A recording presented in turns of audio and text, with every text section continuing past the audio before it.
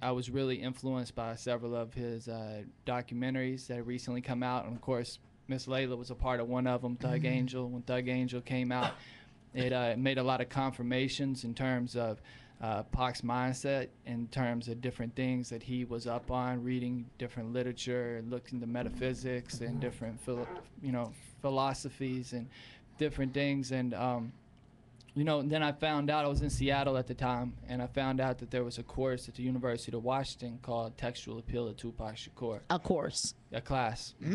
It's a part of a program up there called CHID. Shouts out to CHID. I see my man DJ Connects. He was a part of the class with us there in Comparative History of Ideas. And so basically in this class, we looked at his revolutionary mindset, different works and things that he read and studied. And basically, I wrote a paper called The Strategy of Possibility and Hope. And it was kind of a taken further of my original studies, and it's looking at him through a comparative mythological framework, how myths are shaped and transcend generations and are passed from like thousands of years. So Tupac's namesake, Tupac Amaru, the last Inca, starting there, there's a lot of history, there's a lot of culture, there's a lot of movement associated with it before Tupac the rapper as we know him actually even never came into the game. So once he then stepped into the game with the knowledge that he had and the knowledge of himself, he was really able to influence so many people, which is why he sold 100 million albums worldwide. And say that number again, my brother. Yeah, call us 800-336-2225. And you said 100 million albums? That's what Guinness Book of World Records says. Wow. Amazing. And that's just, when you think about it, that's official album sales. You know what I mean? That's like, that doesn't even account for like illegal downloads and remixes, and not to mention his movie presence. With films for everybody from Samuel Jackson to Janet Jackson to Omar Epps, Queen Latifah, all the different peoples that Tim Roth. He was very present in '96. Says a whole heck of a lot about the young man, and that's another reason why we must hear these numbers. I think last week, very quickly, Asher, we talked about Tupac's song being a part of the MySpace. Real quickly, would you tell us where that was? His song came out. Yeah, the song Changes. What happened was the Vatican, they have like a cultural affairs department or something like that, and they had started a MySpace in the UK. And on their MySpace, they had like 12 top songs that they felt kind of carried forward the message of what the cultural affairs department, I guess, at the Vatican felt represented them, and Changes was that song.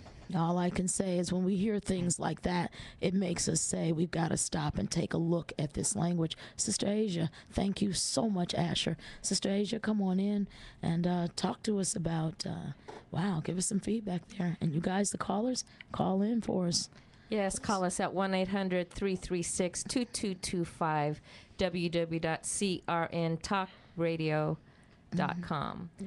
So I am here to let you guys know today is my 7th month anniversary since brain surgery. Wow. I want to give praise and thanks. And I just want to make awareness to people, if you have headaches and pain, get your heads checked out, I'm starting to eat better. I want to also talk about the Skate Wars platform that we're doing January 7th, 2012 at Hollywood Park, Inglewood, California. Urban Battles, city kids. We're trying to get them exposed to extreme sports, give them opportunities to meet some of the pro skaters, Anthony Mosley and the whole Skate Wars team. And the Truth Serum Sanctuary. I'm going to tell you guys a little bit about that.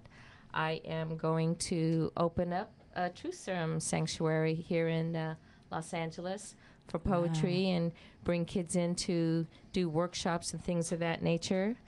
And, the whole thing here with the family at Digital Talk Radio, we just want to get you kids to know that there is hip-hop, real hip-hop. Not hip-hop, not hip-rap. Say that one more time, my sister. Not hip. Pop. But hip-hop. Okay. Let's not get rap colonized into the hip-hop culture. Because hip-hop, we are a culture. You know, there's 4 platforms. The whole dancing, B-boy and B-girls. Go ahead. You know, knowing about you, Sister Asia, a little bit, you know, you've lived a life of a hip-hop junkie. Am I correct? Yes, I am the hip-hop junkie. Great. I So love the title. for those of you out there, like, and particularly knowing that we got a lot of over here in The Truth About Tupac, for those that from Layla or Cheryl, High Hopes, different people's communities and audiences are kind of tuning in. So for those that may not know a little about your life as a hip-hop junkie, maybe you could give us a little of your rundown of your resume. Okay. Well, I'd have to take you back to the late 80s, and we'll start there when I was dancing. I went from disco to underground dancing with the Far Side, the Majestics, who are now the Black Eyed Peas. Then I got into Unity and started dancing with Divine Stylers Dancing, Kalani, Rest in Power, the whole Scheme team. And then dancing became a way for me to express myself.